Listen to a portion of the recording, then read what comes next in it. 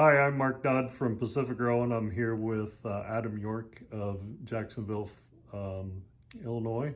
He's a conventional farmer, and he'd like to tell you about his agricultural journey here.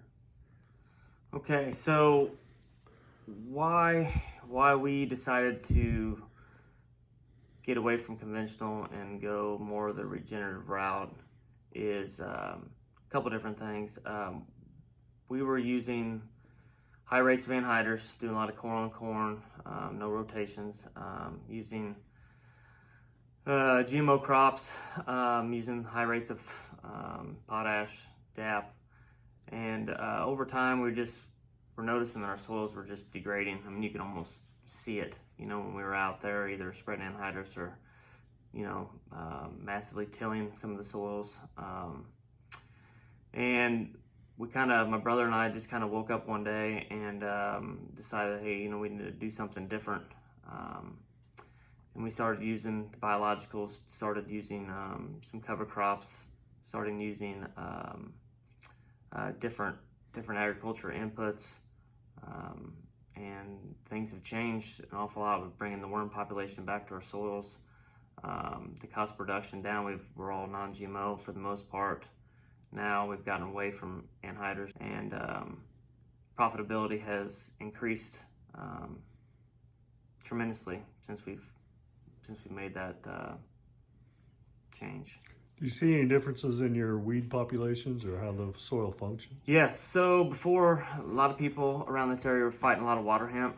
I'm not saying we don't have any water hemp, but we do not fight water hemp. We're fighting a little bit different weed selection, but not near as drastic as what we were doing before. I think that's changed just how we're farming differently, the adding of the biologicals. And so things have changed dramatically. So when you do these programs, you're adding biologicals, but what are you taking out of your budget so you can reach an equitable ROI? Yeah, so kind of what we've done on our farm is we've incorporated cover crops, not on all acres, we just can't cover, but as many acres as we can.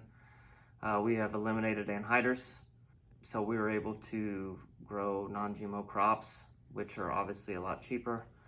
And you also have the availability to get a premium for those. We've cut out DAP and we've cut out potash at this point in time.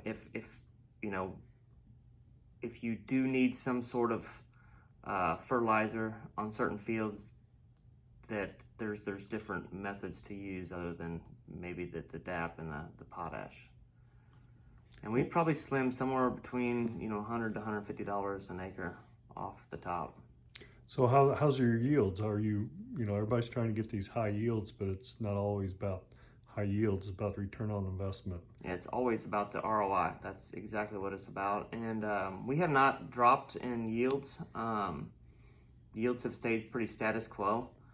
There's always things that we're working on to try to improve, but we have not seen the decrease in yields by making this change. I think when you do make this change, it's a slow change. I think you kind of understand what's synergistic to what you're trying to accomplish and what's antagonistic to what you're trying to accomplish.